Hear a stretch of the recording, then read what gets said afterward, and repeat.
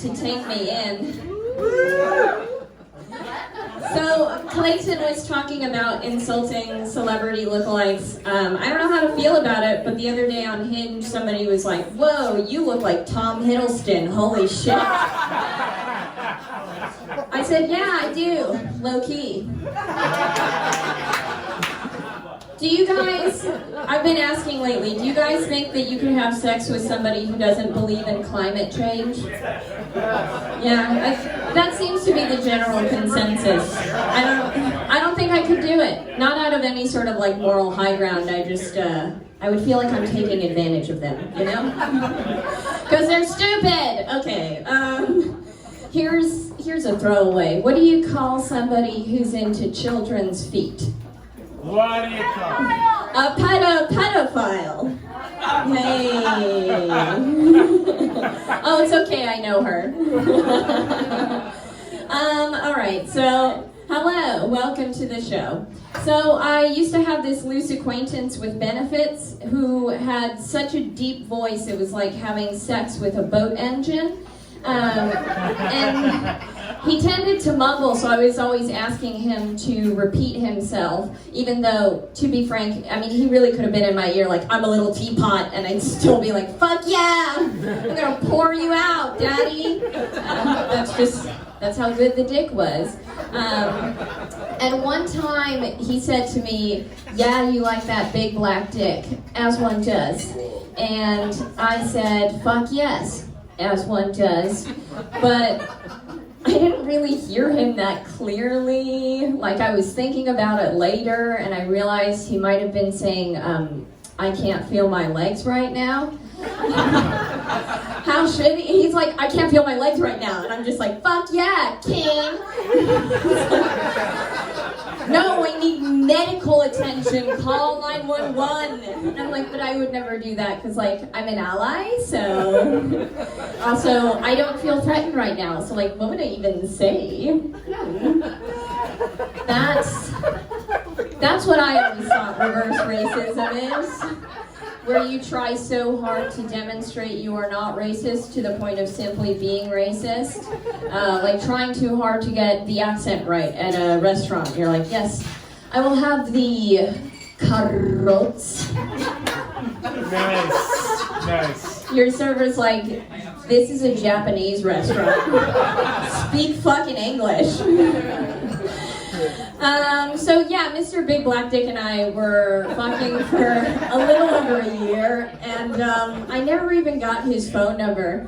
I don't even know his name! I do know his name, but I don't know him. Like, he would just come over, we'd fuck, and then we'd lay in silence until we fell asleep. And he's also a comedian, so it's even weirder. We never laughed together. Not even after like the 19th time of me being like, "I'm so sorry, but could I get that one more time?" So that he has to be like, "Your butthole, it tastes good." Thank you. It really doesn't, but I'm pretty sure it literally tastes like shit. But I told my friend Helena this little story, and she said, "Well, Destiny, maybe your shit don't stink." I said, no one man should have that much power. It's not power, really, though. Like, sure, people line up to see my bare asshole, but what about my bare ass soul? So, fun fact about me. I was somebody's side piece for 5 years, and it's not as sad as it sounds. He was the love of my life, and I got to be like an animated sack of his cum. So, dreams really do come true. I promise you, I did my very best to move on. I even changed his ringtone in my phone to the sound of screeching subway brakes. So that way, when he calls to say, "Did you miss me?" My phone would go...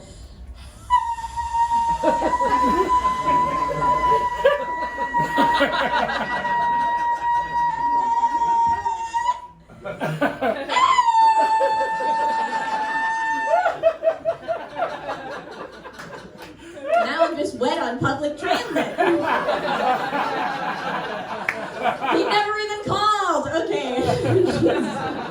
flames.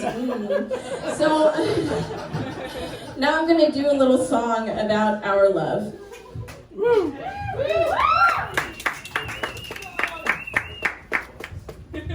Yeah, keep it up for that microphone stand.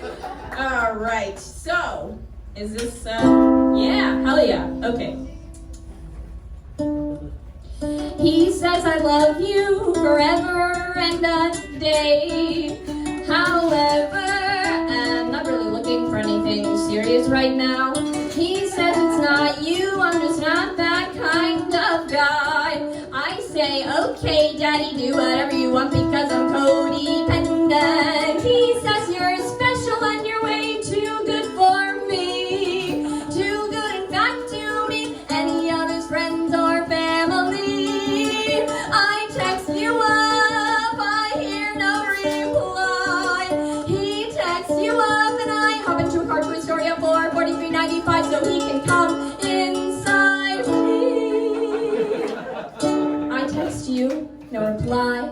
I text you again, left on red. That's okay, I'll just text you again. I resort to WhatsApp and your email from work, but ours is at every 1 to 6 months. I love, watch my story on Insta, but don't take my calls directly to voicemail. That's okay, I'll call your mom. And I know that you ignore me when you want me to come by, but joke's on you because I found myself a brand new guy who makes me calm. Are you jealous? I'm suicidal, LOL. I call you, you block me, you call me, I block you. I call you, you block me, I'm on your doorstep in the snow. Calling and calling until a girl answers the phone. And she says, you really need to stop calling this number. And I'm like, I don't think that's any of your business. And she's like, actually it is. And I'm like, why the fuck is that? Then she hangs up on me. But joke's on her, because I sent him a nude. And then I sent her a nude, so she knows who's the alpha bitch here.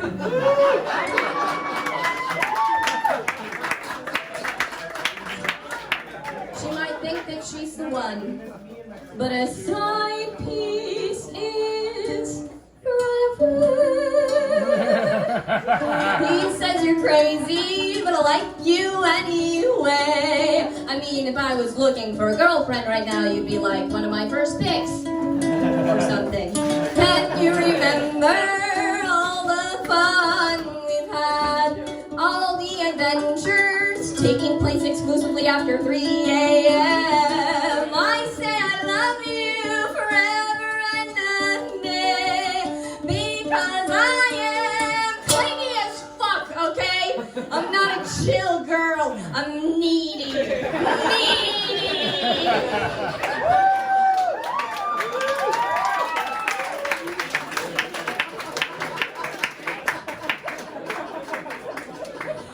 I'll catch you next time. I am always one drunk phone call away.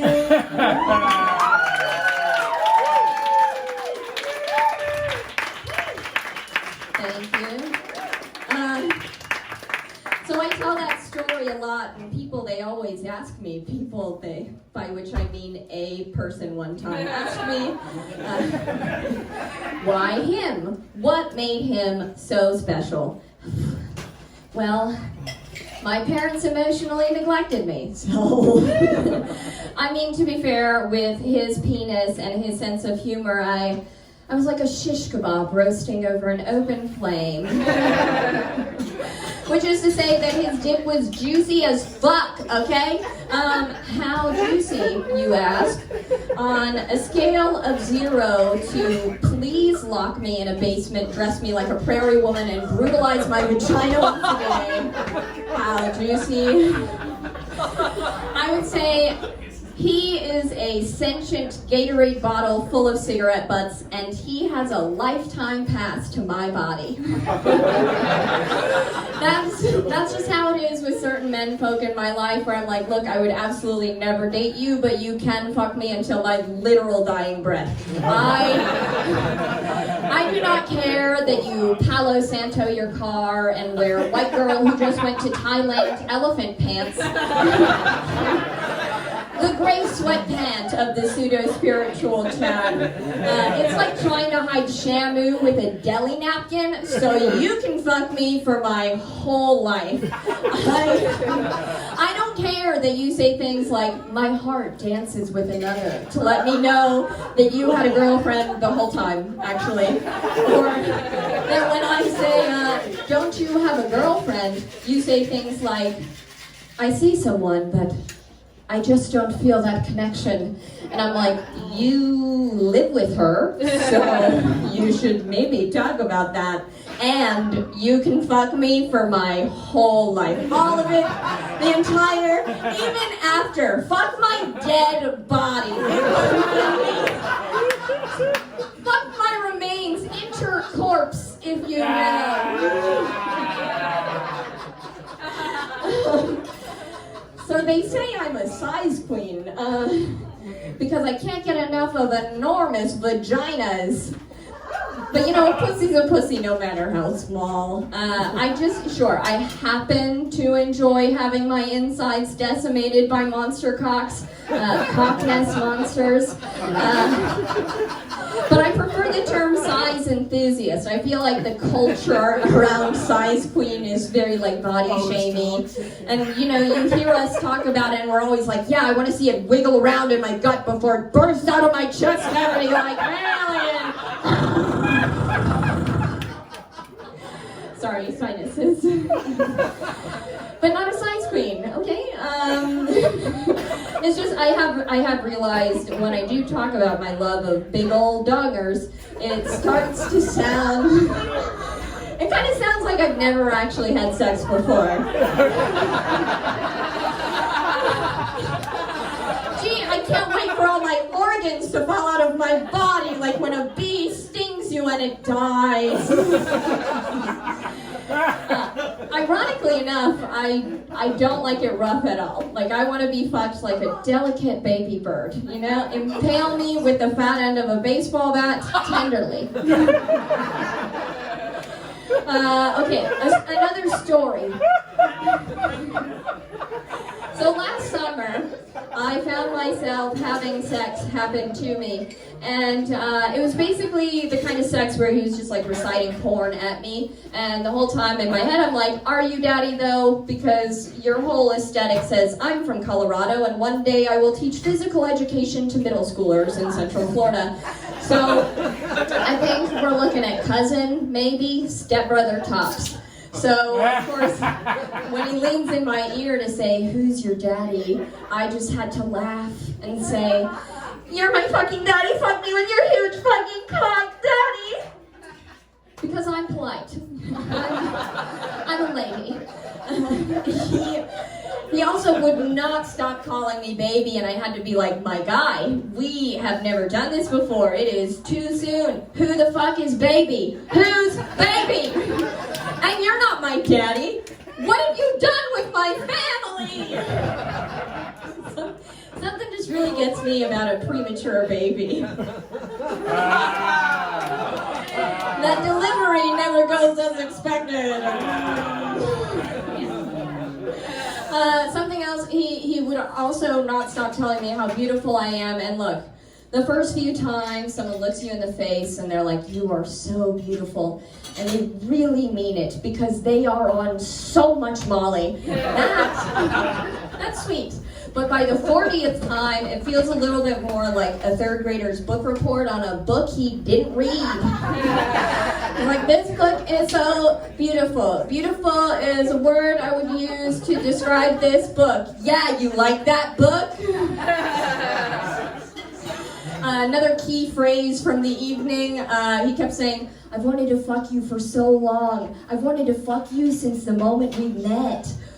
You guys have no idea what a good impression I'm doing of him, by the way. But like, I looked at him and I said, yes, I know.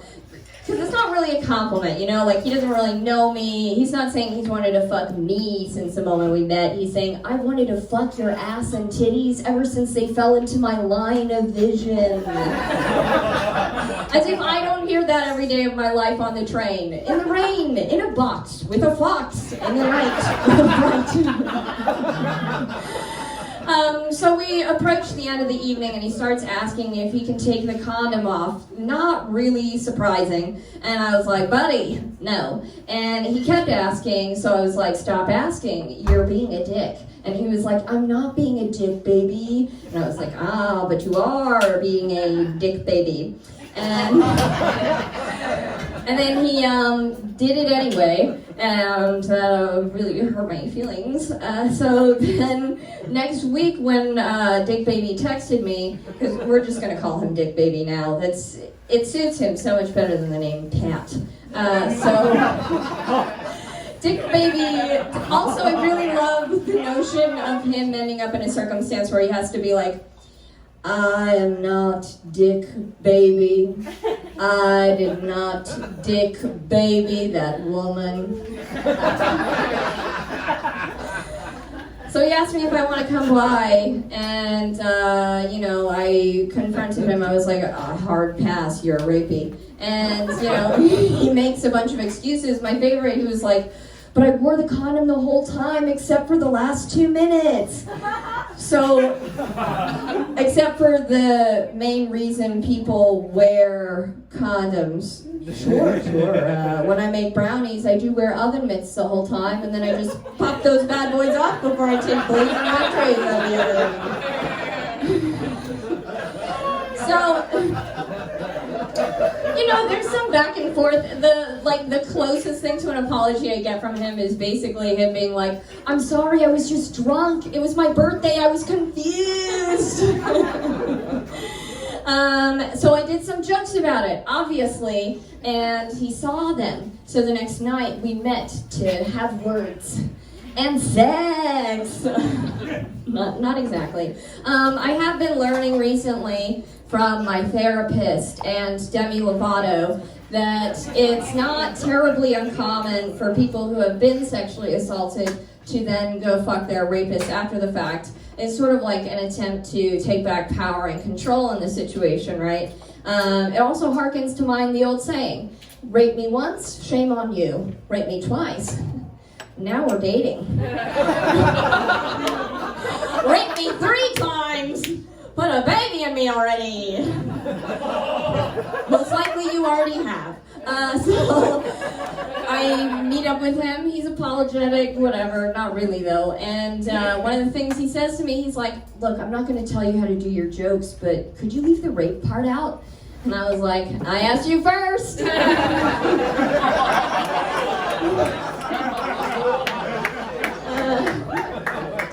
Then he moves on to being like, not to trauma bond with you, which, but I had a really rough childhood. I don't know if you've heard of Westchester, but it's pretty brutal out there. Golf clubs are heavy. So we made out a bunch, and he ended up being like, no, we can't do this. We're friends. I respect what we have. And I was like, why am I here? And he was like sincerely crestfallen and like, what? You didn't care what I had to say? You just wanted to use me for my dick? And I looked that Dick Baby right in the eye and I said, yeah. And he was saying no, right? And I, I had to be like, tough titties, and I ripped him back. No. I was just sitting there with one titty out of my bodysuit, like, this is the hottest thing that's ever happened to me. I love him. I know for those in the crowd who are not as deeply aroused by sheer humiliation as I am, you may be confused. Personally, I blame musical theater for this affliction. I'll explain.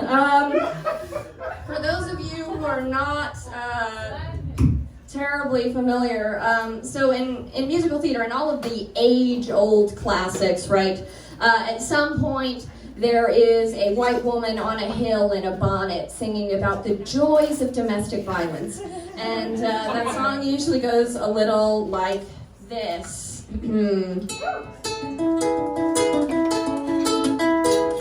The folks in town all tell me I should leave, and I may not know a lot about most things, but I do know this: he's special.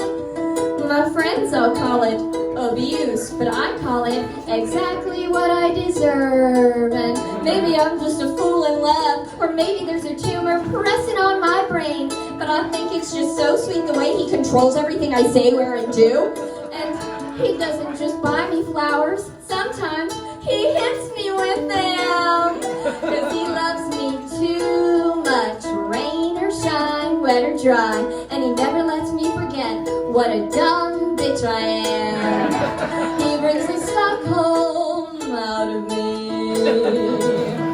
We may not see eye to black eye, I am his doormat day and night. He brings the Stockholm out of me. He has me dancing on eggshells all the time. He says I'm lucky he loves me because I'm an ugly slut. He puts the shiner, so I'll stay by his side till I'm free, or he dies. As long as he beats me.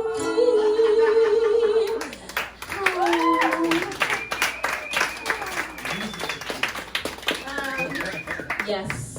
So there's been a lot of talk about Israel and Palestine lately.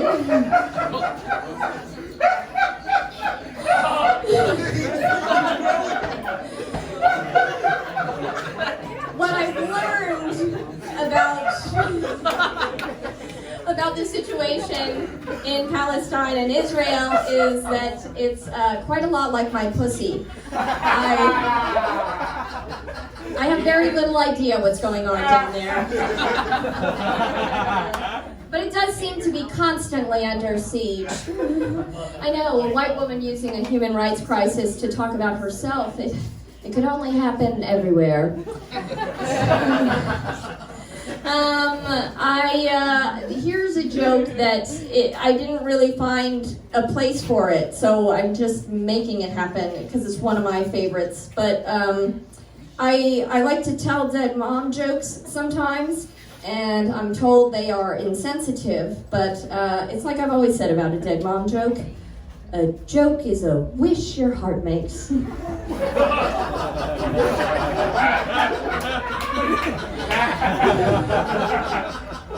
If you didn't laugh, I was going to be like, none of you have met Lydia, I see.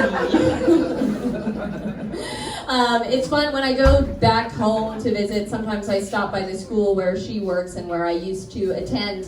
And the teachers will be like, oh, she's such an angel. I'm sure we don't have to tell you that. And in my head, I'm like, sure, she's the worst thing that's ever happened to me, but I'm glad someone can appreciate her. Okay, so you guys have heard of blood brothers before? Yeah, where you slice your hand open and you give your friend hepatitis. So there's also a little thing called blood sisters, and it's where you tie your tampon strings together into a friendship bracelet.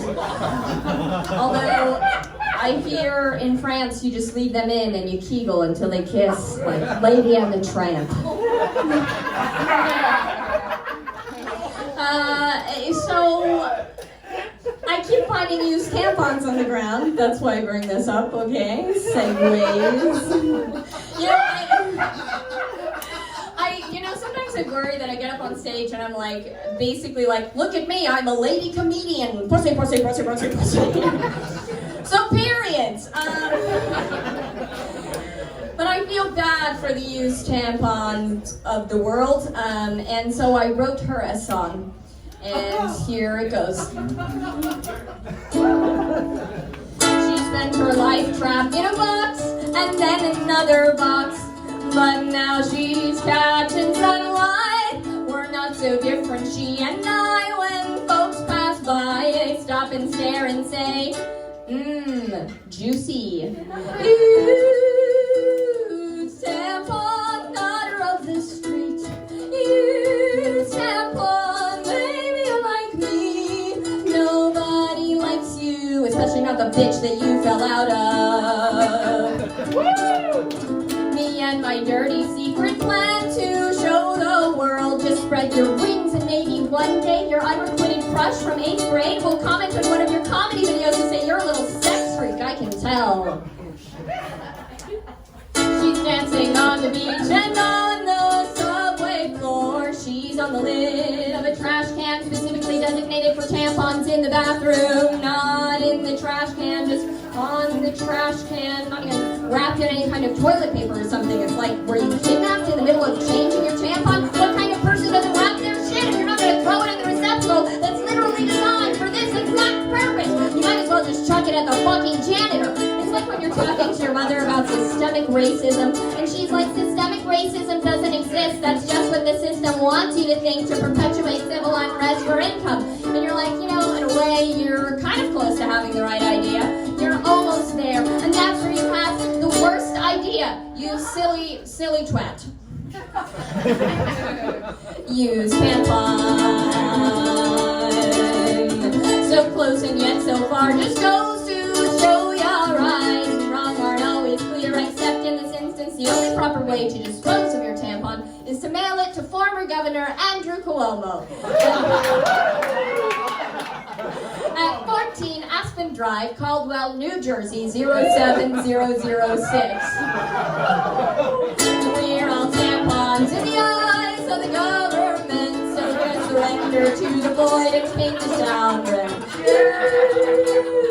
Tampon, savory and sweet.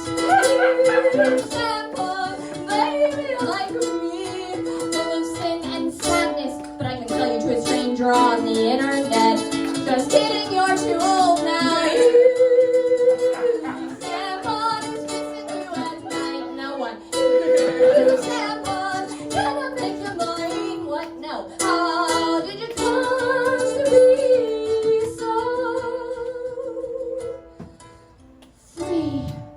What's her secret? Use tampon.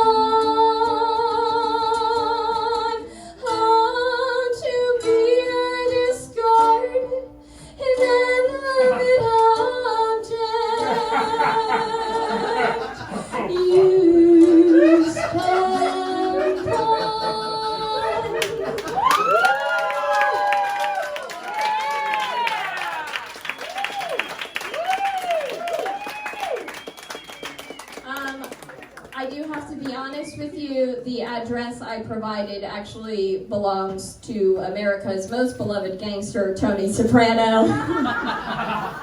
But you should still consider mailing your used tampons to local government officials. That's all I had prepared for you tonight. I don't know how much time that was. You got 2 minutes. I got 2 minutes? I'll get out of here. But you guys have been lovely.